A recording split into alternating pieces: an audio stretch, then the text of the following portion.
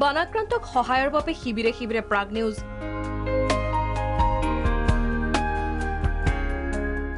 এটুপি খোৱা পানী, এমুঠি অন্ন, এযোৰ কাপোৰৰ বাবে হাহাকাৰ কৰিবলগীয়া হৈছে ৰাজ্যৰ লাখ লাখ বানাক্ৰান্তই।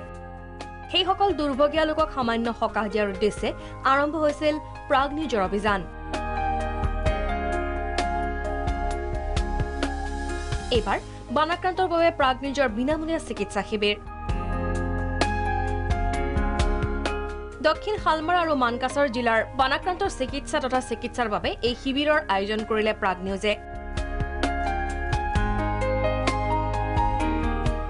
অভিজ্ঞ চিকিৎসকে ৰোগীৰ মাজত বিতৰণ কৰিলে ঔষধ। আমাৰ কথা হ'ল যে আমি পাব্লিকক যিখিনি পাৰোঁ আমাৰ ৰিচৰ পৰা আমি সহায় কৰিব লাগে আৰু যিখিনি ষ্টাফ আছে মোৰ চব ইয়াং একদম মানে কম বয়সীয়া আৰু সবকেইটা মানে এনাৰ্জেটিক ভাল লাগে আৰু ইয়াতে আমাৰ চিকিৎসক আছে।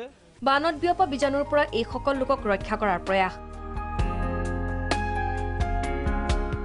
প্ৰাগ নিউজৰ এই প্ৰচেষ্টাক শলাগ ললে উপায়ুক্ত আতিকা চুলতানাই। সাধাৰণ ৰোগীৰে কথা পাতিলে, বুজ ললে পৰিস্থিতিৰ। দুৰ্গত অঞ্চলত বান ক্ষতিগ্ৰস্তৰ কাষত প্ৰাগ নিউজ। বানাক্ৰান্তৰ মুখত হাঁহি বিৰিঙোৱাৰ চেষ্টা। প্ৰায় 1500 লোকক বিনামূলীয়া চিকিৎসা প্ৰদান কৰা হয়। প্ৰাগ নিউজৰ সহযোগত বেলতলাৰ সৌৰভ নগৰৰ ত্ৰিবেণী মহিলা সমিতিয়ে মঙলবাৰে ক্ষেত্ৰীৰ পূব মালৈবাৰীত আগবঢ়ালে সাহায্য।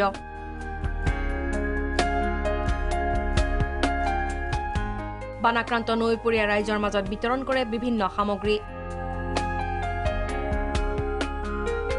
প্ৰায় 200 পৰিয়ালক প্ৰদান কৰা হয় বান সাহায্য।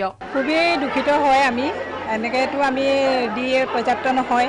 এইবিলাক দি যিখিনি মানে চৰকাৰৰ যিখিনি কৰণীয় সেইখিনি কৰিলে অতিকৈ আনন্দিত হ'ম আৰু আমি।